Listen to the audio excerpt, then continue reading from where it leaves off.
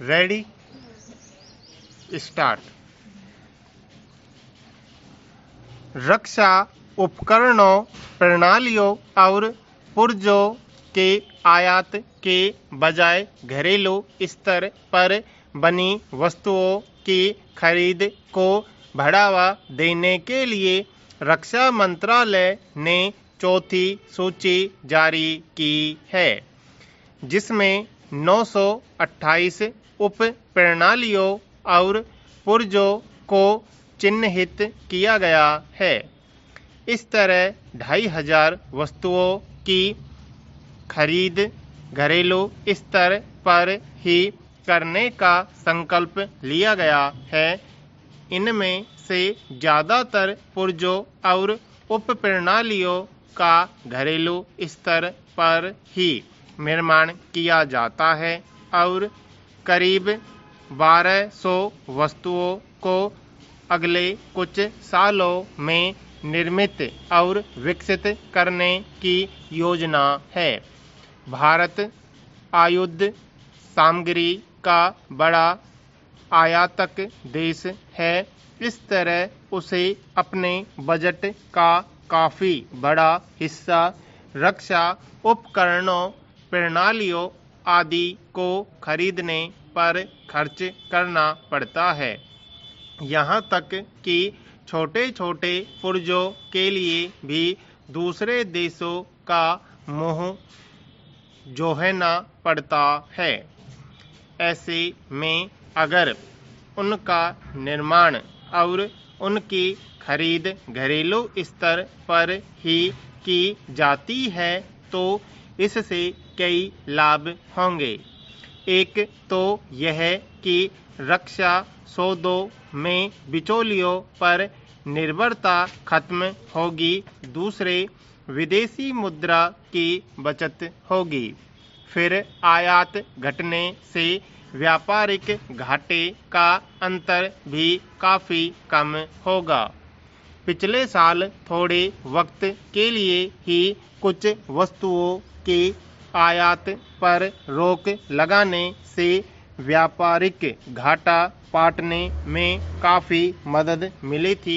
Para सबसे अहम बात कि केंद्र सरकार ने रक्षा उपकरणों के मामले में आत्मनिर्भर बनने की जो घोषणा कई साल पहले कर दी थी, उसे इससे बल मिलेगा। रक्षा सामग्री के निर्माण में आत्मनिर्भर बनने के लिए रक्षा अनुसंधान एवं विकास संगठन यानी DRDO को सक्षम बनाने पर ध्यान केंद्रित किया गया। इसका सकारात्मक नतीजा भी दिखने लगा है।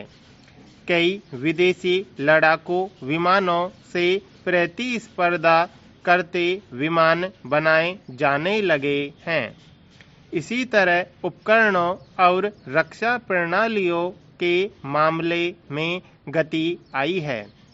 स्वाभाविक ही इससे दूसरे देशों से महंगे दामों पर रक्षा उपकरणों की खरीद की बाध्यता कुछ कम हुई है।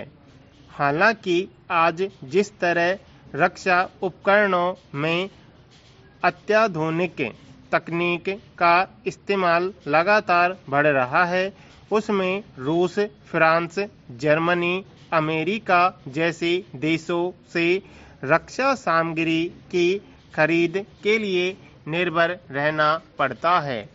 मगर जैसे जैसे हमारे यहाँ ऐसे लड़ाकू विमानों और रक्षा उपकरणों का निर्माण बढ़ेगा, वैसे वैसे न सिर्फ दूसरे देशों पर निर्भरता कम होगी, बल्कि भारत की रक्षा सामग्री का बड़ा निर्यातक देश बनेगा।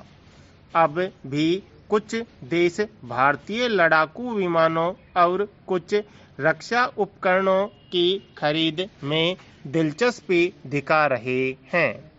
इस तरह घरेलू स्तर पर बनने वाले पुर्जों और रक्षा प्रणालियों से इसे और बल मिलेगा। पहले छोटे छोटे पुर्जों के लिए महीनों इंतजार करना पड़ता था, तब तक खराब उपकरण बेकार पड़े रहते थे। अब उनकी मरम्मत के लिए इंतजार नहीं करना पड़ेगा। पैरा। हालांकि रक्षा उपकरणों का उत्पादन और खरीद संवेदनशील मामला होता है। इसकी तकनीक और प्रणालियां गोपनीय ढंग से बनाई जाती हैं, इसलिए दूसरी वस्तुओं की तरह इसके उत्पादन का रास्ता नहीं खोला जा सकता। फिर कई बार रक्षा उपकरणों की तकनीक दुश्मन देश को बेचने की शिकायतें भी आती हैं, इसलिए DRDO की सुरक्षा को भी चाक चौबंद रखना बड़ी चुनौती है। मगर घरेलू स्तर पर जिन छोटे कालपुर्जों और उप प्रणालियों को प्रोत्साहन देने का संकल्प लिया गया है, उसमें इस तरह का खतरा नहीं होता। उनमें से बहुत सारी चीजें पहले से हमारे यहाँ बन रही हैं। अब सेना के लिए उनकी खरीद को मंजूरी मिल जाने से निस्संदेह उनके उत्पाद में न केवल वृद्धि होगी, बल्कि उनकी तकनीक भी उन्नत होती जाएगी।